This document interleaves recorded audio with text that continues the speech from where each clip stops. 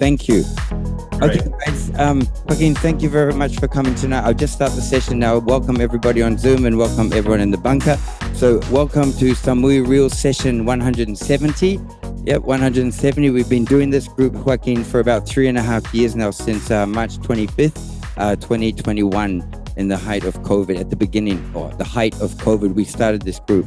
So we're on the little island of Koh Samui in Thailand, in the Gulf of Thailand, for those who don't know where we are.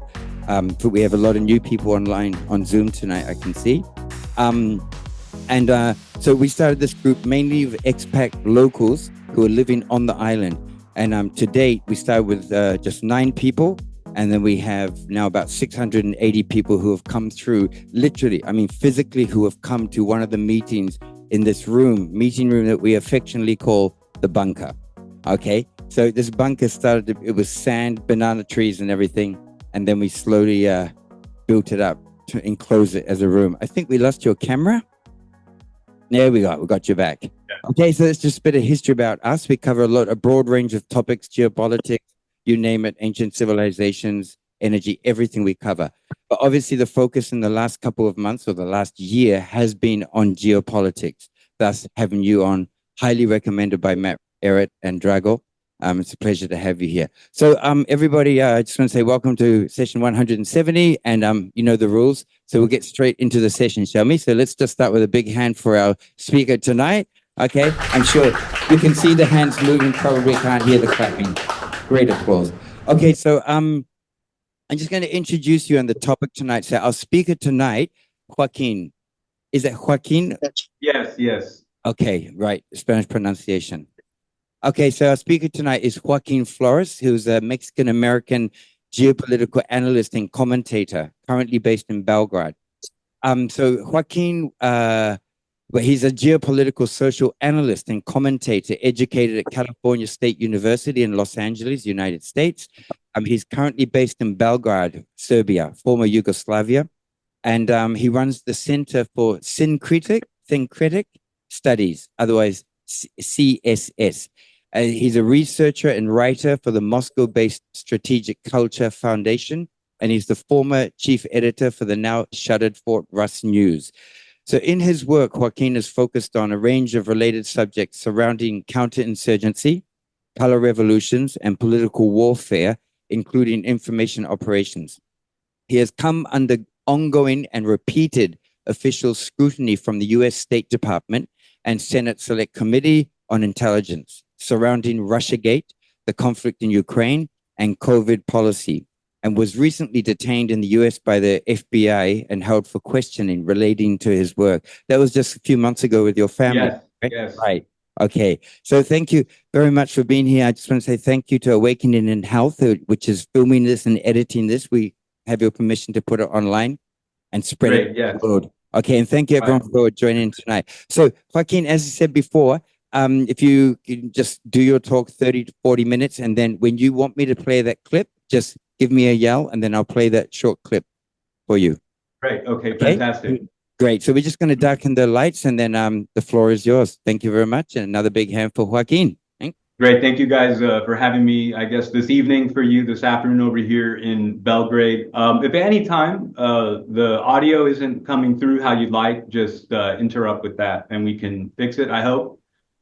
Today, we are talking about the war in Ukraine, which my understanding is that most of you are rather well filled in on, you know, the background and much of the details and are read in on that. Now, basically what we're looking at is how to resolve the discrepancy is actually the hugest question. How to resolve the discrepancy between the fact that it has been obvious to many people, many analysts, many of my colleagues, many people who work for other think tanks, people who work within Washington, D.C., think tank, Beltway, you know, Rand Corporation, these types of people have been saying for a long time that there is no potential military victory for the political West or NATO or the Atlanticists in Ukraine. And for those of you who have been following this, you will know that at the beginning, they have been saying, despite the comments from people like Borrell or Gutierrez that Russia will be defeated on the battlefield, this doesn't really speak to how they articulated their real policy and how they envisioned how a victory would come about on their end in the Ukraine conflict. The truth is that they actually said that they needed to isolate Russia economically, and that this economic isolation would lead to political pressure within, and that political pressure within would lead towards new leadership in Russia, which would pull their army out of the former Ukraine, and then, maybe even prosecute Putin, maybe hand him over to the criminal court, whatever it was. So whatever the victory maximalist demands of the Ukrainian side, or more properly, the American and British side, that would be achieved through actually social and political pressure as a consequence, related to the war, but not actually a direct military defeat. So for a long time, we've heard that Russia is a gas station with a nuclear arsenal. I'd like to start by making an analogy to explain actually what has happened. And then from there, we'll explain what the real aims of the US are. Because it's not there, the aims are actually not to destroy Russia. You could mark that up as a scant possibility, but maybe a bonus, maybe a huge consolation prize. But because that's like an X factor thing, you have a universe of known knowns and known unknowns, and in the universe of known unknowns and unknown unknowns, it's possible, that lightning could strike Putin's airplane or something and whatever. But barring that, barring those types of black swan events, so to speak, it was fairly certain that Russia would prevail in its war aims. And so then what was really going on the US side? And how did they get there? Now, it is sometimes surprising to people to learn that there is still a system of policy checks in the US which are designed not to increase instability with a nuclear rival or another nuclear superpower, right? So those are, you could say, hard-coded in now to our system, so that you have the ideal rather, was that you would have a policy that was governed by studies and agreements, and not the whim of men, not this or that leadership, elected leadership at any given time, because that could be potentially destabilizing. Rather, there was a well-established criteria. And the criteria go something like this. When you have a confrontation or a conflict with another global hegemon, then one should avoid escalation unless that escalation is in direct proportion to your own existential survival. So if you can't connect existential survival to escalation, then the rule of thumb is don't do it. So clearly Russia is a nuclear superpower, but there's an analogy here, like I said, and that analogy is to COVID policy. What happened, as many of you are aware, in connection with many other things that are not our subject this evening, to get this, whatever it is, to be called a pandemic, there were certain criteria that have long been established and are pretty reasonable. One of those is that in order to justify the sorts of policies that came out in response to COVID, be it lockdowns, be it distancing, be it curfews, or what have you, the focus were on maybe essential workers having some, I guess you could call them liberties. Anyhow, you get the idea. They had to redefine the pandemic, and they had to redefine and they had to actually eliminate things that were known prophylactics. And so that's how they gamed the pandemic to get it through the threshold of being actually considered a pandemic and to warrant the type of response. They had to pretend that things like, and I'm speaking out of my area of, this is just what I've absorbed. This is not my area of expertise by any stretch, but just in the common knowledge, so to speak, things like ivermectin or what have you were known prophylactics, even high doses of vitamin C and zinc and things like this. So they had to basically rig it so that there was no, so that the knowledge that that there were alternatives was erased from the official thought. Likewise,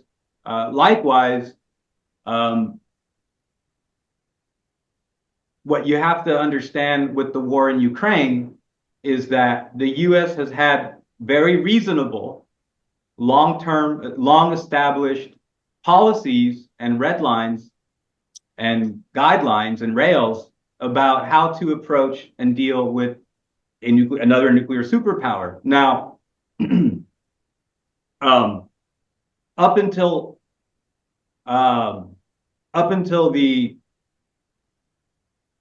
Obama administration, and this was very much connected to the words that you heard from John McCain at the time, that Russia is basically just a gas station with a nuclear arsenal. So at this time, I want to back up and say that I'm presenting to you my findings in a 30 to 40 minute period of time. This isn't my premise, right? This is the conclusion. The premise is something that would take another, a seminar series, so to speak. So the findings are that at this time, the fact that Russia has an arsenal of somewhere between 5,000 and 10,000 nuclear missiles, warheads, that can be launched with ICBMs and now present generation hypersonic ICBMs, that has been sufficient to be considered a global hegemon. So maybe we should define a global hegemon. That doesn't mean that you rule the world. It means that you have a significant, meaning non-negligible, so this is a baseline minimum, a significant impact on global events, and that your military could reach. You could reach anywhere. So you will often hear of the Russian Navy docking in Cuba or Venezuela, prior to the war in Libya, in South Africa, and all over the world. They have a Navy. Russian military has been deployed, and paramilitary have been deployed to the Mideast, to the Maghreb region, to the Sahel region, Sub-Saharan Africa, West Africa. Their advisors and their military. We're talking about modern Russia, all within the past, within recent relevant time. So by and large, not very different in substance and in the same category as, where the Soviet Union was militarily relative to the United States, say at the time of the Cuban Missile Crisis in the 1960s. Certainly, Kennedy, and others around him understood that the Soviet Union, now Russia, was a global hegemon. So what happened in about 10 years ago is they rigged, I guess is the best way to say it, the definitions of they jimmied, right? They rigged, they've changed in an unjustifiable way, essentially how they assess Russia's power potential. And they downgraded it from a global hegemon to a regional hegemon or regional power. And this is significant. Like I said, you cannot escalate with another global hegemon with the expectation that that escalation will be read on their end as too high a cost to continue on that path. So actually what the US policy has officially been, and this is in every publicly available white paper from the Brookings Institute, or like I said, we mentioned the Rand Corporation and others, that the point was to signal to Russia too high a cost to continue the conflict. But this paradigm only works if you're dealing with a regional hegemon. Well, a regional hegemon, what would be a regional hegemon, right? Well, North Korea is a regional hegemon. Iran is a regional hegemon in their respective regions. So you can see this doesn't mean absolute power. It means that they can project significant, meaning within a certain context, even decisive difference in their region militarily. And we would include economic and social, and these things are typically connected. So for reasons I don't think we have to elaborate in the interest of time. So that has been key. Now I have a little bit of clip for you, and it's the only clip, the only media I have in this presentation. It's about 30 seconds. If you guys can get it ready, it's Blinken. This was 13 months ago. And before you run it, I'll introduce it. So basically, without telling the Russians, this only became public, like I said, around 2013 or 2014, probably in response to Russia's increasing involvement in the Syrian conflict, when they actually finally became overtly kinetically involved on the Air Force level in 2015. So in the years as they actually did the opposite, right? So now that Russia was technically outside of their region, but they had their military deployed, or you would say Wagner, and then also Russian military advisors, one would actually conclude that on the nuclear scale, and for many energy economic related reasons, Russia had been a global hegemon the whole time. But what you would say reasonably at that time is that their hegemonic reach had actually increased. But what they actually did is they rolled out this idea, and that's where John McCain's, Russia is just a gas station with a nuclear arsenal comes in. And this was John McCain as part of the Obama administration, unofficially as the head of the Senate military oversight committee. So this was huge. Now, that is how they were able to get into the war. Now, after the failed counteroffensive last year, the one that began on June 4th or 5th of 2023, the one that failed even to achieve the first objective, which would have had then to serve as the springboard for the second objective. Their goal was to carve southward to be able to cut off Russia's supply chain by land from Russia to Crimea by cutting through that region there, Kherson, and or Zaporozhye. So what they failed to do was even capture Rabotine. They were supposed to then take that and then proceed, quite a distance further to a town called Tokmak. And then from there, potentially with the range, they could put enough pressure on the supply lines. And then the idea was to maybe sue for peace or something.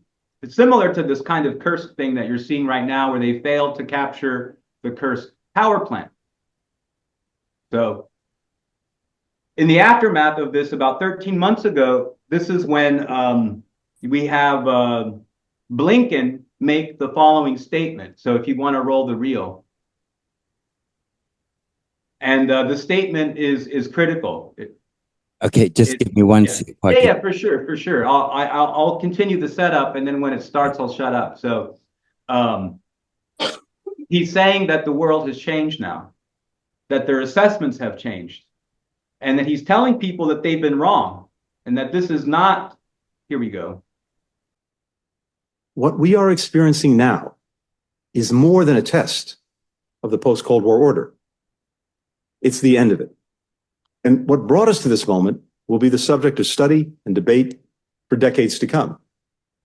But there's a growing recognition that several of the core assumptions that shaped our approach to the post-Cold War era no longer hold. And Beijing and Moscow are working together to make the world safe for autocracy through their no limits partnership. As this competition ramps up, many countries are hedging their bets.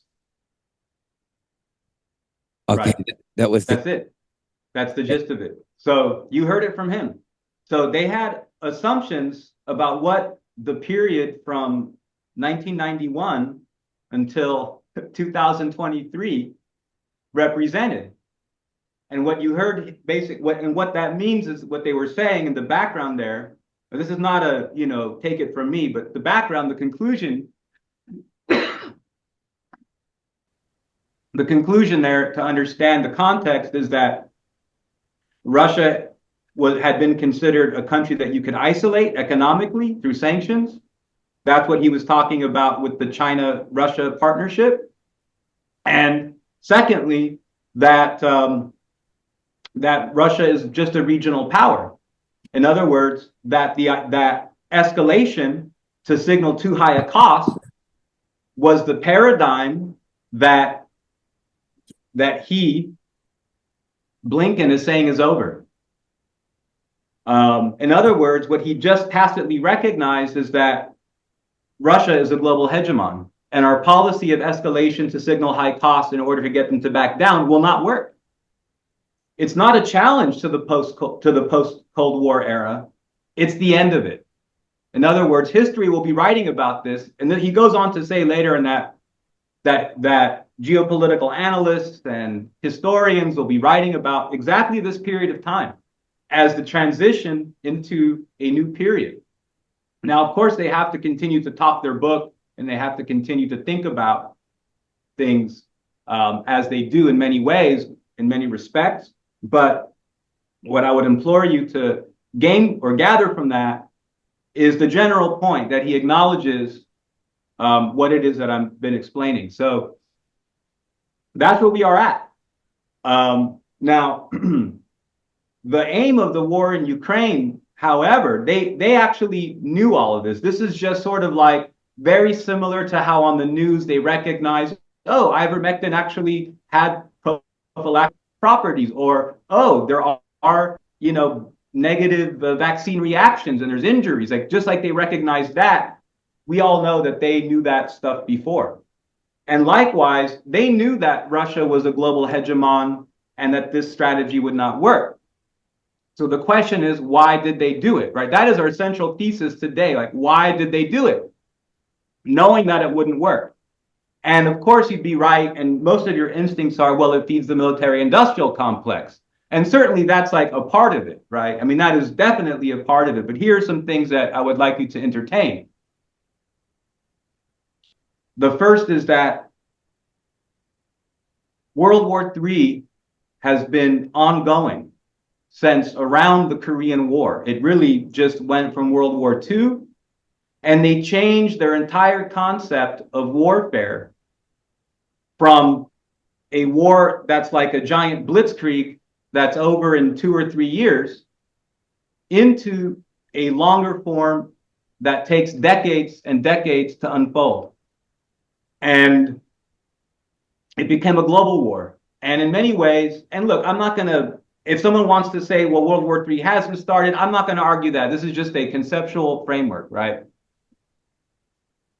World War III began sometime between the Korean and Vietnam War, but it's been a slow motion war. Now, in terms of when you think about, let's say, Hitler and Nazi Germany in the 1930s and 40s, this all came together rapidly. And you can see that from 1939 until 1944, they expanded in that course of 3, 4, 5, 6 years, right? The vision that Europe has today is the same vision, but they've taken a frog in boiling water approach. So instead of having something happen over 3 years or 6 years, they've stretched it out over 30 years and 60 years. It was always understood that the way to defeat Russia is to split it into its component parts and to turn those parts against it. This is very basic, strategic, Machiavelli, Sun Tzu, divide and conquer, yada, yada. Everyone gets that. But what needs to be understood is what their operating assumption was and why they chose to do it outside of simply the military-industrial complex. Because just to understand, long-term, that's not going to help you. Like long-term, if you're not acquiring new assets, just fleecing your population and having an upwards transfer of wealth to subsidize the military-industrial complex is going to make those individuals at the top of those pyramids satisfied. But in terms of the actual, it doesn't build the wealth of your society. It doesn't build the net wealth of your society. It's just a transfer or concentration of wealth that you have already. So the military-industrial complex part is important, but it's far from why they actually did it. So the point is that we have to understand that there were 2 color revolutions in Ukraine. And we have to ask, why were there 2 color revolutions backed by Europe and the US, 2004 and 2014, Orange Revolution and the so-called Maidan Revolution of Dignity? Why did these happen? Well, because even though politically the races were pretty close, and I mean 60-40, 45-55, 57-53, on the whole, and they were close, but on the whole, Ukrainians were voting for a truly neutral policy that didn't favor either Russia or Europe.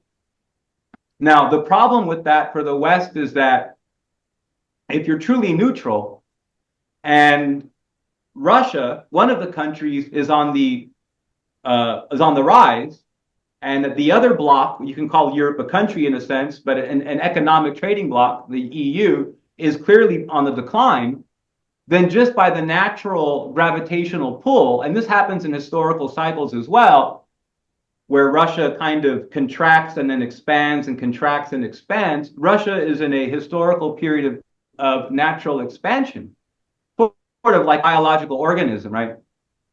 It's like caloric, and the calories are it's producing more energy, and that's gonna equal increased mass, right?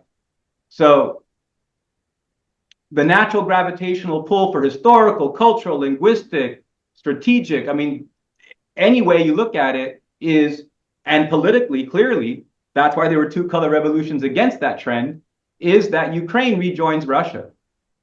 So the point is that Ukraine is going to rejoin Russia no matter what. No matter what. So from the perspective of the collective or political West, of which I am from, the answer is very clear. destroy it. And the best way to destroy it is to make it impossible or very difficult, obviously not impossible, for Russia to take. But as you have seen from Bakhmut, from Mariupol, from other places, that the NATO-backed Ukrainian and foreign mercenary forces are so entrenched that they have had to clear the populations and then proceed to level town and city, and you've seen it. I mean, it is awful footage. And so this is now you have a Ukraine that in 1991 had a population of 52 million people.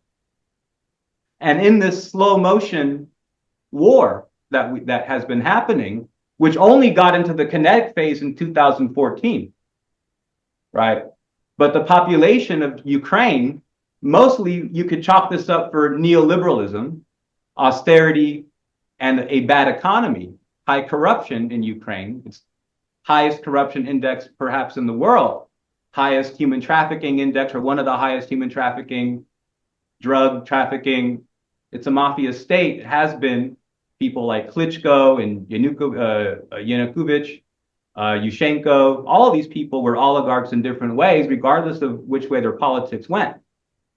So what ends up happening is now they've got like 32 million people, maybe. I mean, they're claiming 37 on paper, but we're not including what has happened in the past year. I mean, people are leaving Ukraine in droves. So that's a policy. So why would that work for the West? Well, pretty simple is every single Ukrainian man, woman, and child, every Ukrainian worker, every Ukrainian soldier is a future Russian citizen. So you reduce those numbers and you destroy the infrastructure through provoking a military conflict so that the Ukraine that Russia gets is one that has like half the population and it's has to be rebuilt almost from the ground up. Now, there's some benefits to that in terms of when you rebuild at present generation and things like that, but the net benefits of that aren't realized for another whole generation. It's a very high cost right now. And that is really the logic of this conflict, has been a genocide, has been their intent, and a destruction of the Ukrainian economy. And by triggering Russia's red lines. I mean, mechanically, there was no alternative for Russia. So in a sense, they played Russia to go into Ukraine, even though it is to their benefit. It's just the highest possible cost way to get Ukraine. The normal way is just to exist. And the normal existing by having a pluralistic Ukraine, by having a relatively democratic Ukraine, the type of Ukraine that you had before 2014, people are naturally going to gravitate towards the Russian world. It doesn't mean that they love Putin. It doesn't mean that they don't identify as Ukrainian. We're just talking about the larger social fabric and the larger economic factors. So this is what has happened. So the basic concept to understand here is that genocide was their intent. They view Ukrainians as Russians.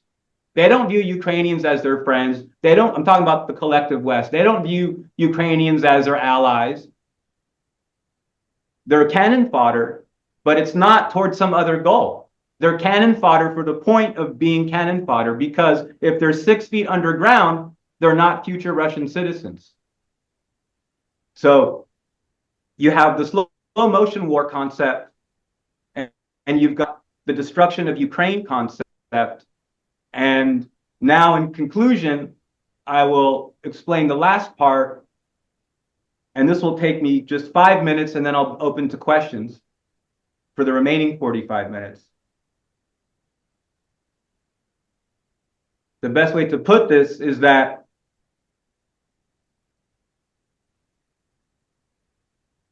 when these policies of scale, whether it's war or social policy or social engineering, COVID, and all of these things, when the drill goes live, there are different parts of these things that don't always work out. Nevertheless, the rule, and this is an iron rule typically, I mean, the exceptions prove the rule.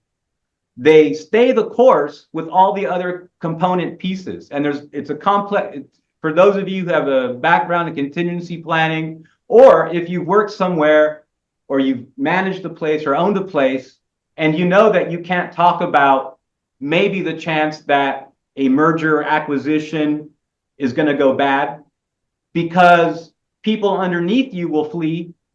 People underneath you, people that rely on you, will lose confidence. And in addition, it could give away that these things are connected. So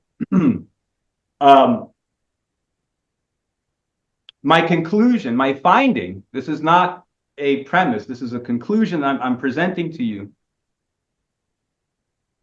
My conclusion is that the Great Reset and the pandemic were intended to cause a several-year-long economic crisis and a 90% slowdown of global trade in terms of the traditional supply chain considerations. And it would have caused a famine in the global south, in the developing world, in South Asia, in sub-Saharan Africa, and Latin America. And you would have had a massive refugee migration crisis into the global north, into the global west, and into Russia. And Russia's relationship to the world, in terms of at least energy production, requires that you have societies that have energy needs because they are functioning. Now, this is probably going to be the hardest pill for people to swallow.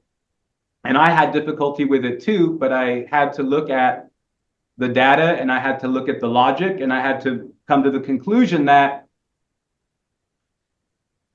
the so-called vaccine, the gene therapy, had actually been long developed before. So, but they had planned to not release it for a number of years to create an economic crisis. Now, mind you, the buildup of the Ukrainian military has been going on now for 10 years, but 10 years ago, right? Since 2014 and 15. So this predates COVID by half a decade.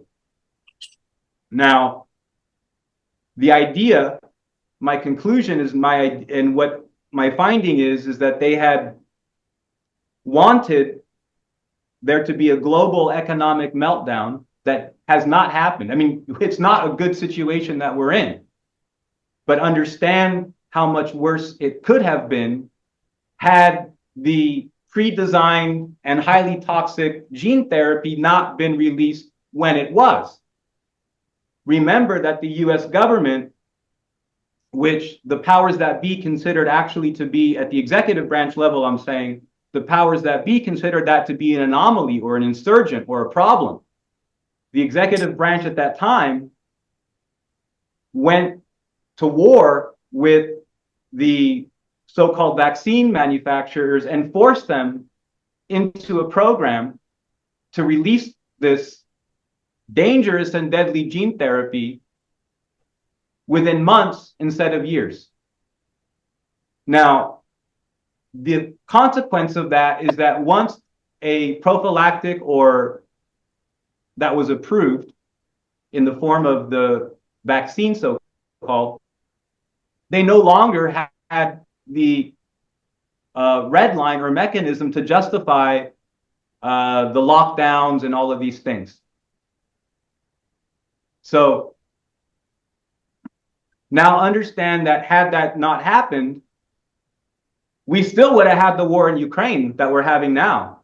And that army that they were building up, which was the focus of Lavrov and Blinken's failed talks in the autumn of 2021 and the first 2 months of 2022 before the conflict broke out in February 22nd or so, or March 20th or so of 2022. in those 3 months before the talks broke down, but the focus of those talks were, why, Blinken, do you have the Ukrainian army concentrating a force of 175,000 in the Donbass if we are under the rubric of the Minsk peace agreement called Minsk II, which was arrived at through the Normandy 4 format, you guys will know. So in a sense, we're living in the best possible world, because what would have happened, or a better possible world, because what would have happened is Russia would have been economically isolated, because it wouldn't have had people to sell energy to, because there wouldn't have been the market for energy because of the global economic freezing that had been intended to be the case with the so-called pandemic. So, but they continue with these plans. I mean, you can see the devastation that happened with Ukraine. But this is a contingency that is for them making, it's just the doing what they, you know, why have military assets if you're not going to use them to impede your opponent? It does impede Russia. I mean, it's not that Russia wasn't not going to have Ukraine without this conflict. Russia was going to have Ukraine through normal means that I've already established for you. So, but in the alternative reality or alternative timeline that they had hoped to engender or bring into existence, if you will, you would have had a Russia that actually would have been crippled by the pandemic because of its lack of clients for its energy market. We're talking China, India, Western Europe, chiefly. So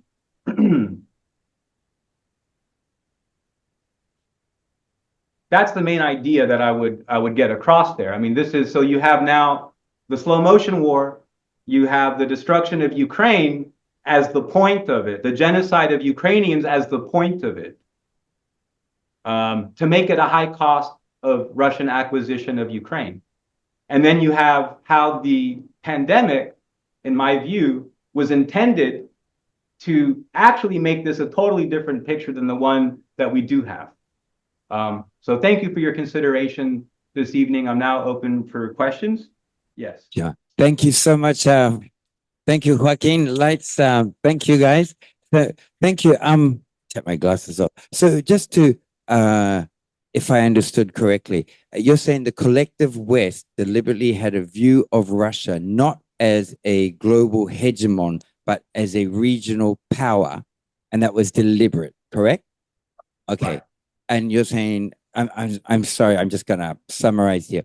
Yeah, no, that's perfect. Yeah. Yep. Is you're saying that the collective West basically doesn't give a flying, doesn't give a shit about Ukrainians themselves because they believe that they would eventually join Mother Russia anyway. Right. But they wanted to slow down that process, cripple Russia by planning the pandemic, which would cripple Russia, not cripple, but it would hamper or hinder Russia's ability to have more clients for oil and energy sales. Is that correct? If that had gone down, they might have lost the conflict in Ukraine. Right. Okay.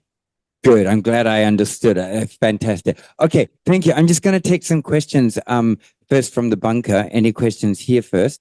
And then I'm just going to move to those on Zoom.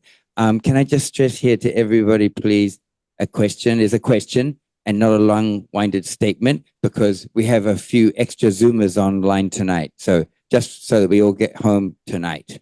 Okay. So I'll just start with any questions here in the bunker. Anyone? Yep. Andy? Okay. It's a question. Yes, Andy?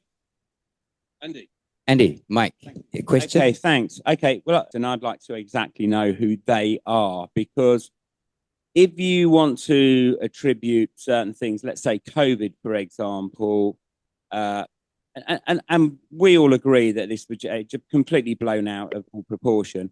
It was the Chinese who had it started. It was the Chinese who covered it up. It was the Chinese who controlled the World Health Organization. And then the Western politicians followed in behind, and we can all think they all got in a room together. That's great. The war in Ukraine, there's only one person who's responsible for that, and that's Putin, because he sent the tanks in. And if you've got two people with guns in their hand and one pulls the trigger, it's the fucker who pulls the trigger, okay? And he's responsible for multiple deaths. So the answer is, who are they? I would use the word they in reference to, in a sentence, like grammatically, in the paragraph, it would have been whoever I was referring to, probably in the sentence before it, if that's more clear for you. So in the United States, at the level of the U.S. Senate, it was, and this is, you can look on C-SPAN, it's like all over YouTube, you know, this is, it was already revealed that with the coronavirus, that it came from Fort Detrick in the United States, and it was the Obama administration with Fauci that opened up in China the Wuhan lab. So I don't, you know, the Chinese were definitely part of releasing COVID, and they definitely had a hand in the pandemic, in my opinion. And I can explain why that worked out for them, because, and I think it's actually a good question, that dimension of it, because you see, China is getting away from being a primarily export economy based upon sea lines, you know, the traditional transit lines, and they're moving into satisfying the increasing needs of their growing middle class. So they want to create a Belt and Road system so that their exports are more land-based than sea-based. So now a society is composed of different actors, and there's always the tendency on the outside to see a society from the outside looking in is always much more monolithic than it actually is from the inside experience. And so in China, there are different competing factions of power, and there are those who are more connected to the export economy and those that are more connected to the domestic economy. And the Chinese government, I believe, likely colluded on COVID as part of their own internal war, to curtail global sea export, Chinese manufacturing for sea export. And that's corroborated by the data. So the only area that Chinese exports by sea have increased, all else have gone down, have only increased in microchips and computers. Everything else has gone down. So I think that's a fair point, you know, but just to be clear, it was also the United States. So it was, you know, but anyway. Thank you. Thanks. Okay, so I'm going to jump. If any more questions in here, let's jump to online. Anyone online? Stuart, Drago, anyone? Diana, question? Oh, just unmute. Steve, you have a question? Yes, go ahead, unmute. Yeah. Hi, Joaquin. Really enjoyed that. Added levels and added dimension to a story. I wanted to ask you about the destruction of Nord Stream 2 and the destruction of basically Germany.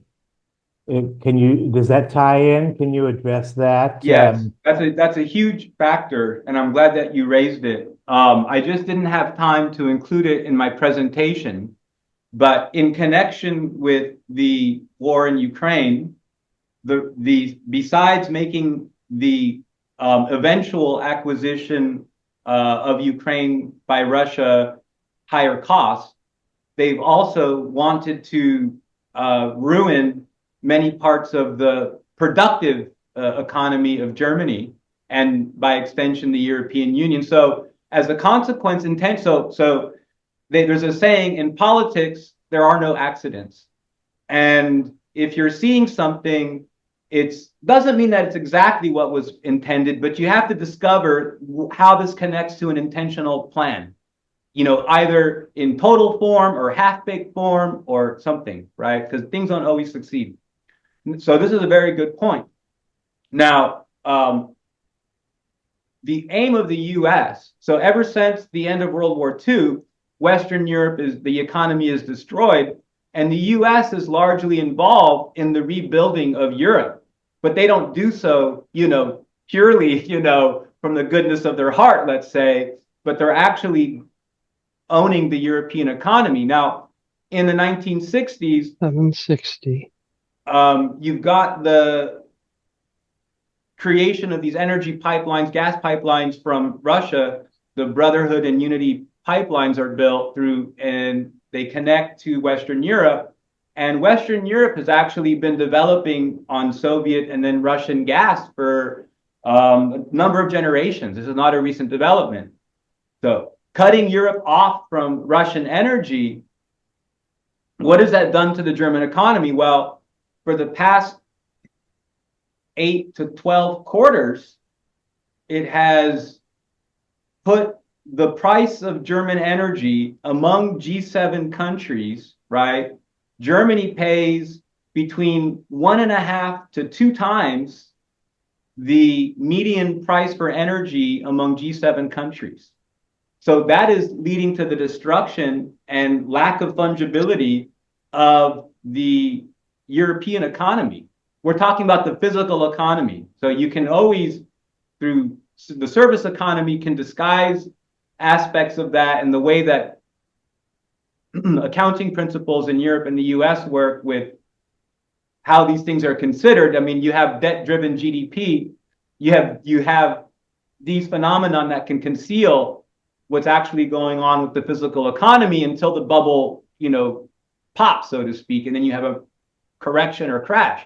So, but the underlying principle, it's a very good point, Steve. One of the main objectives of this that I just didn't include in my presentation is the revassalization of Western Europe. So, in other words, there's a trade-off going on. Like, Russia's going to get Ukraine, and the United States is going to increase its control over Western Europe. Like, it has a lot of control politically and economically, but sabotage against the Western European economy has been pretty much an open phase since American lobbyists and other interests were successful in changing ECB regulations on the purchase of those so-called AAA rated properties, assets, what we now refer to as the toxic derivatives crisis, the too big to fail crisis, the 2008 financial crisis. This was basically an U.S. economic war against Europe. And the war in Ukraine and the sanctions on Russia have strengthened Russia.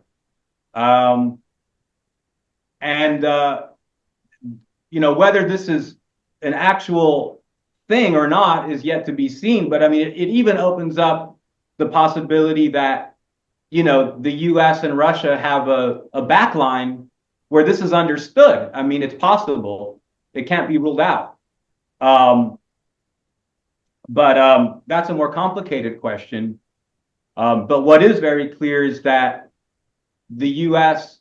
is trying to, and we're speaking in the language of nation states, and we understand that there's TNCs and MNCs, and there's, globalism as a phenomenon, but at the level of international relations and states, we're just using the names of these countries as placeholders, so to speak, to understand the dynamics going on. Is the revassalization of Europe? Yes. Thank you, Steve. Thank you, Steve, for the question. Thank you, Joaquin. So we have back to the bunker with Tom. Tom has a question here for you. Thank you, Joaquin. It's been a great opportunity to re-understand the geopolitics of today through a different lens, and that's through a I don't know, a telescope, a microscope, but what we've effectively done is to zoom out. And you mentioned that your view was that the World War III started with the Vietnam War, so 50 years ago.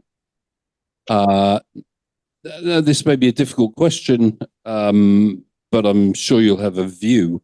But so we've been in the war for 50 years already. Do you have a sense of where the next 50 years will be taking us? Yeah, that's the $64,000 question. It's a great question, but maybe one of the questions. I thank you for it. As you heard from Blinken, this is not a challenge to the post-Cold War period.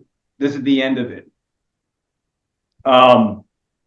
My sense of things is that the United States will probably extract itself completely from the Middle East and completely from these ideas that are inherited from about 120 to 140 years ago.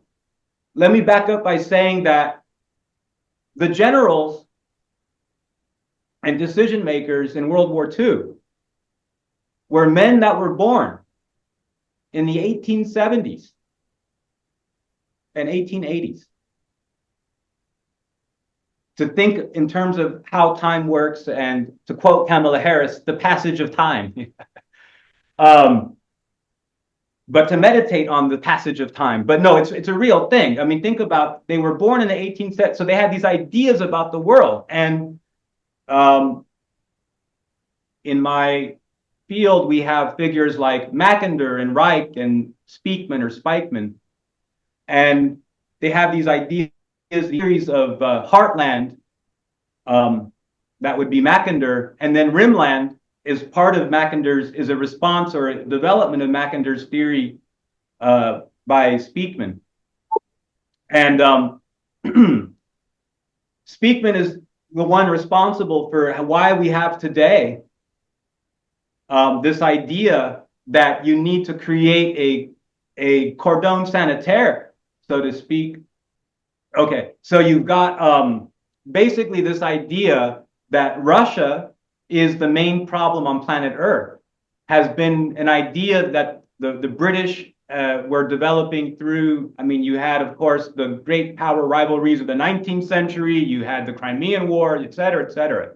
So the result of all of this, that by the beginning of the 20th century, it was like hard-coded into strategic thinking among us Anglo-Saxons that Russia is the problem.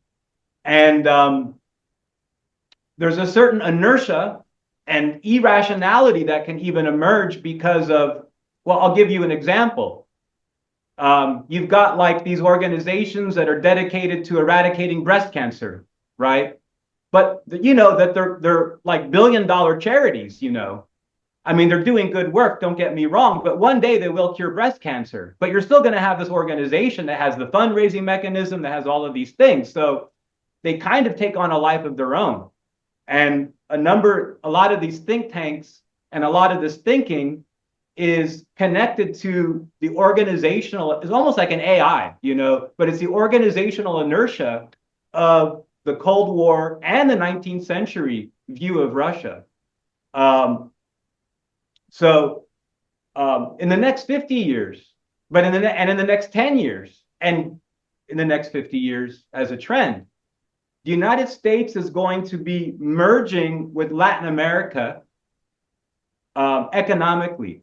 The paradigm to understand is that we think about the world that we live in, and it seems and feels like futuristic and technological, and you know, are we going to do a mission to Mars and whatever, right? But actually, the entire global system of trade and supply chains is inherited from the 17th century, and the main invention was the galleon. So we're on a we have software we'd like to use, but we're on a 17th century operating system. And there was another invention in the 19th century called the railroad, the steam engine. And we're now barely tracking over to that in terms of the human course of development, you see, just to think about. So we're moving away from boats and we're moving over to trains now, like today. So the fact that those trains will be run by robots or whatever, it's much easier, by the way, than autonomously driving trucks that can hit someone, on a road.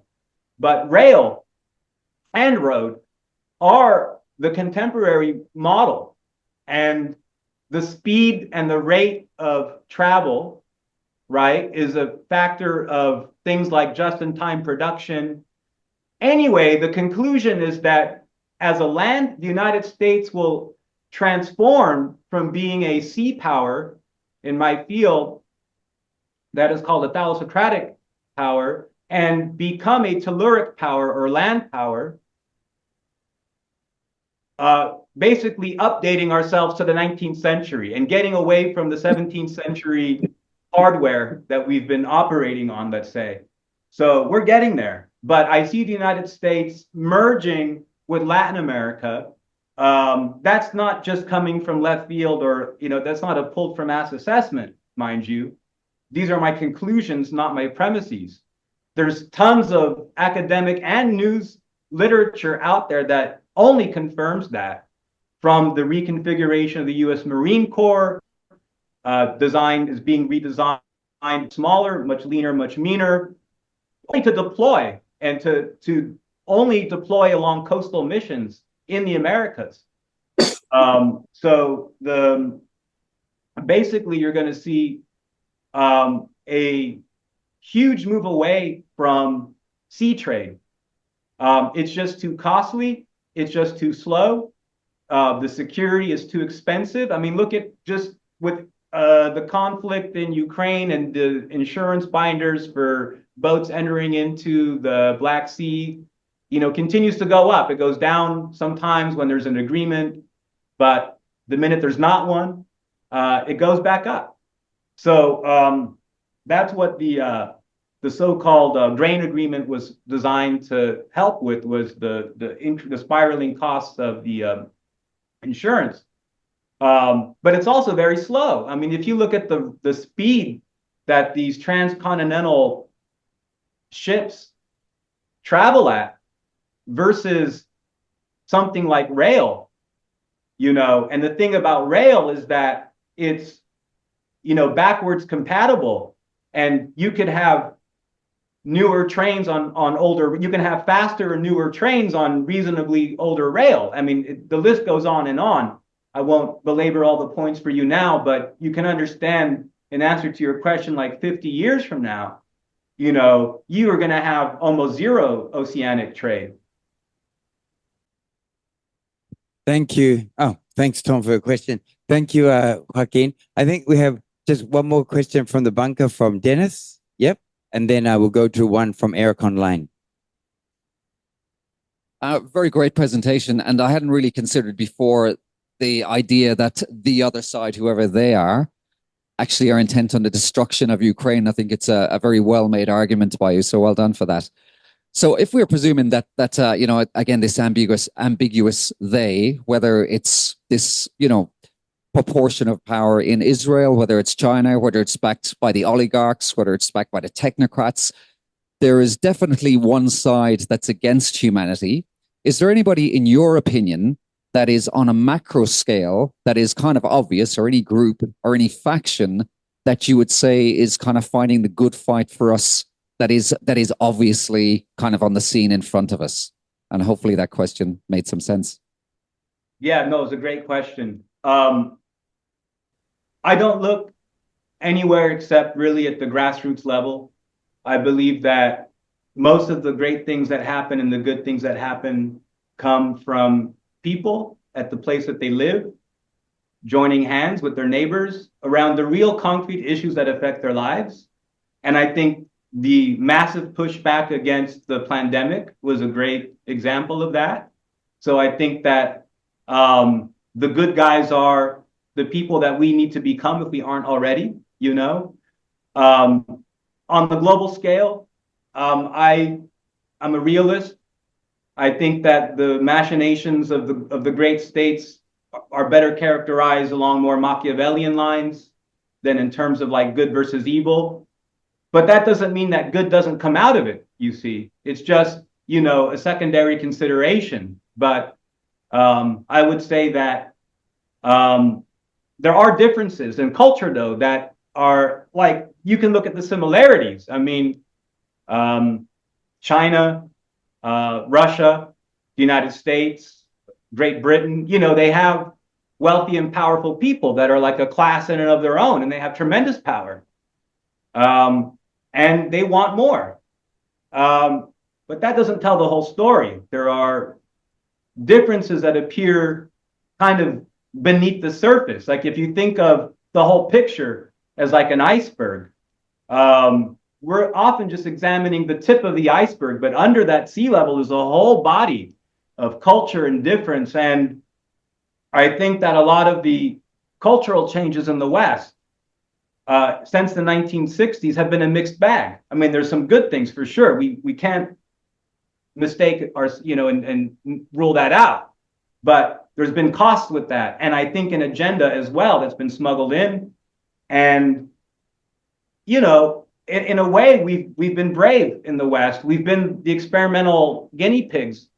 And we've kind of shown the rest of the world that it doesn't work. And I hope they should be thankful to us that we conducted that experiment at our cost, you know, with the social engineering. And you can see like Russia and China are like avoiding that course. There are philosophical problems, you know, in the West, and it's a little beyond my scope of expertise, but social analysis is included, and there's definitely problems, you know. But it's I think that more to the point, you know, to answer your question, is that the culture in the West has so far declined that we just look at a rational actor like, let's say, the Russian leadership, like Putin, for example, who just do normal things that governments do or make decisions normally that a government or state would make. And it's like amazing to us, you know, that they're doing something pretty standard. It's, I think, not a sign of how good they are, but a greater sign about, you know, how much we have fallen. And I think there's examples and things to learn from them. We're not them and they're not us, but there's some things that we can learn from them. Great. Thanks, Dennis. Thank you so much, Joaquin. Time-wise, Tom, do you have any questions? Okay, I'm just going to take one more question so we can let you go on with your day from Working Brother Online. I've got the question written. Oh, okay. Tom, you're going to read. I can read Okay, the question we'll read that the Working question. Brother has given us, but it would be better if they were able to present it themselves. Can you compare and contrast the warfare waged by Putin and the Kremlin and the non-genocidal nature of the actual combat compared to the genocide happening in Gaza at the behest of the US unsinkable aircraft carrier, aka the oldest democracy in the Middle East? In the scope of genocide, was their intent, and Putin is really trying not to play still? Yeah, I think I got the question. Yes, thank you, Working Brother. For a number of years, we were bombarded with headlines about the harrowing and horrific military campaign of Putin's mean troll army in Ukraine. And yet what we found when you look a higher, I would say, a higher resolution view, you saw that the attitude of the Russians towards the Ukrainians are that Ukrainians are a type of Russian. Now, granted that Israelis and Palestinians or Arabs at large are all, I guess, technically Semites in some way. The Israelis and the Palestinians, they don't see each other as like the same people. But in terms of power imbalance, you've got at the level of Palestinians and Israelis have many orders of magnitude, more capacity than, strictly speaking, the Palestinians of the West Bank or Gaza. And that explains, obviously, the dynamic that we've had since the late 1940s.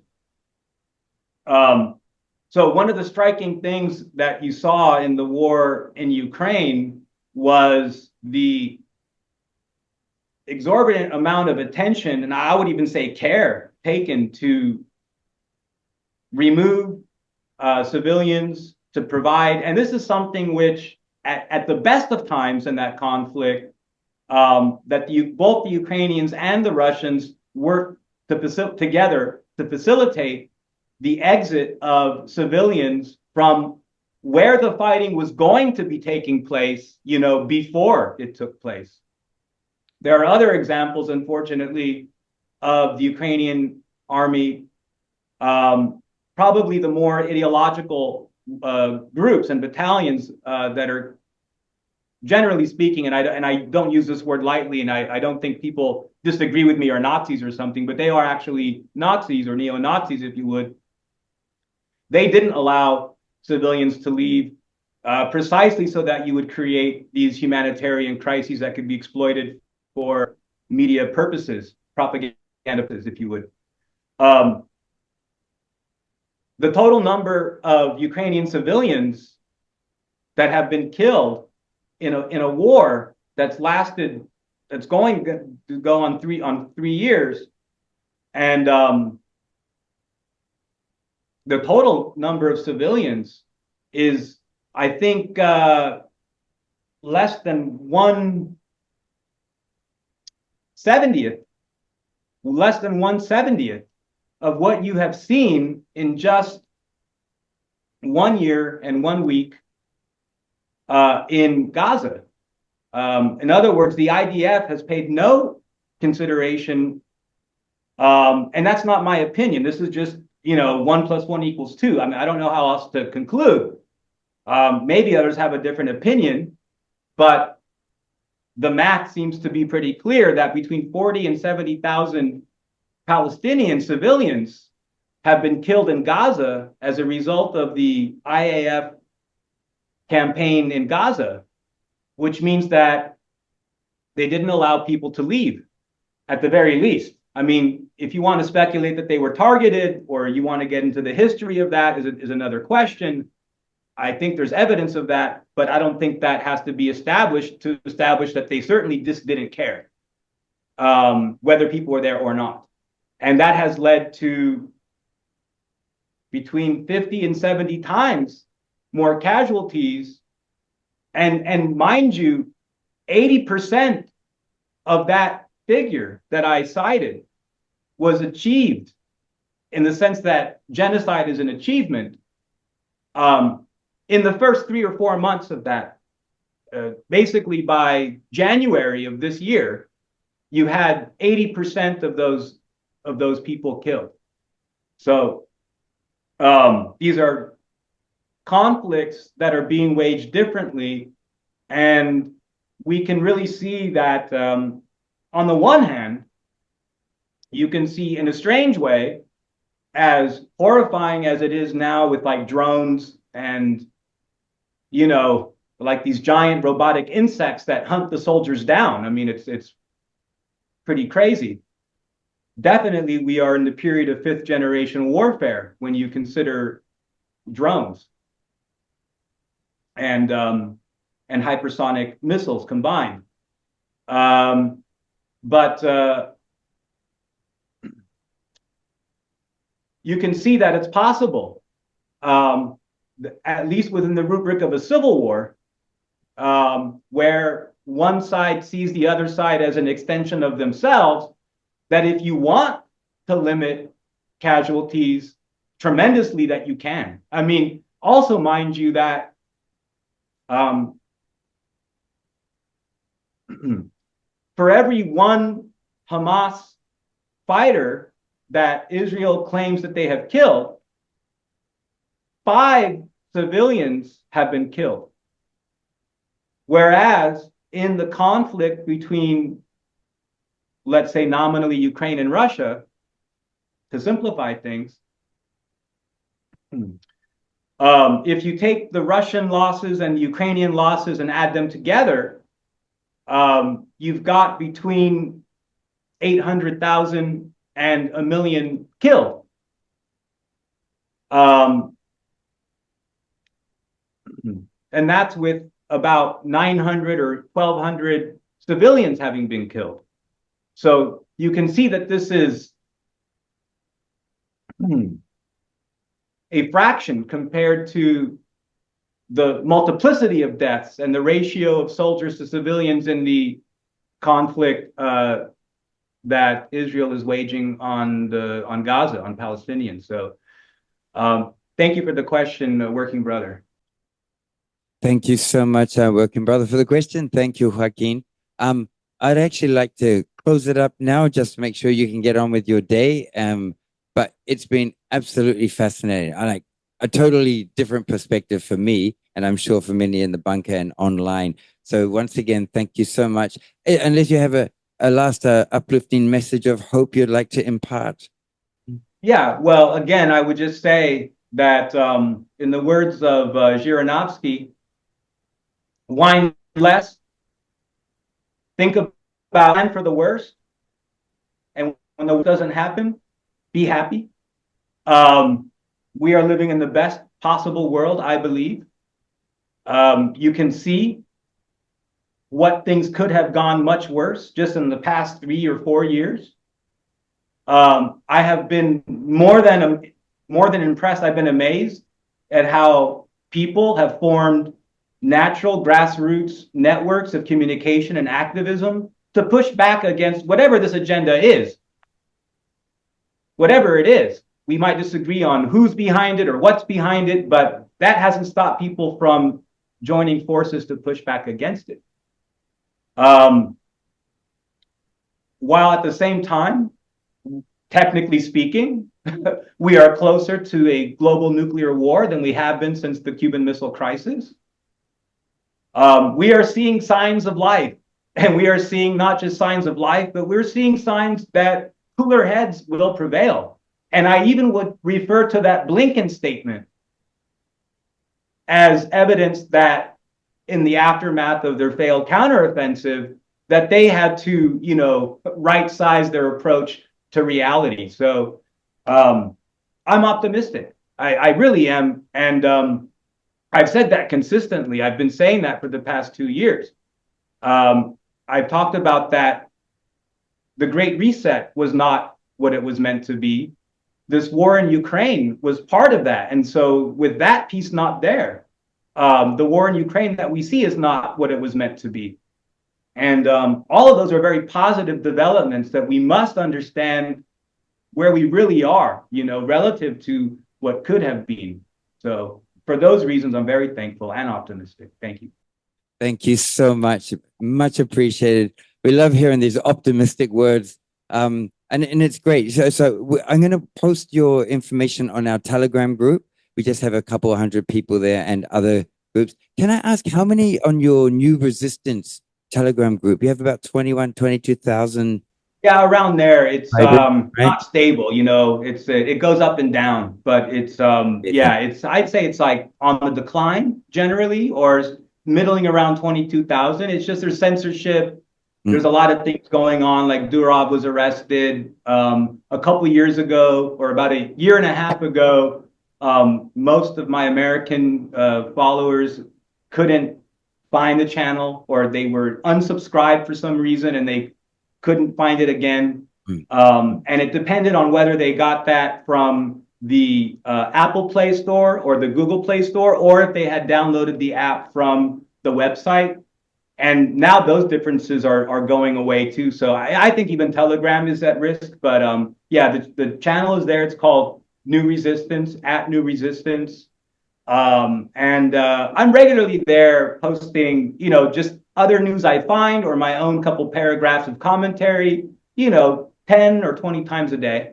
Okay. And yeah. So it's active, it's active, and there's a community there, people that are much like yourselves in terms of their attitudes and approaches and experiences in life. And yeah. Great. And that's Joaquin Flores, Joaquin with an X. Yes, Yeah. yes. Spelled with an X on there. But it's at New Resistance. If you just typing in the at symbol, you just type at New Resistance there on Telegram, and hopefully it'll come up. It depends on your version of Telegram or what censorship regime we're under now. But yeah. Okay.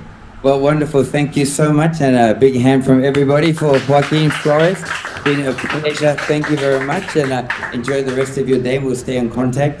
We'd like to see you here on Samui sometime next year.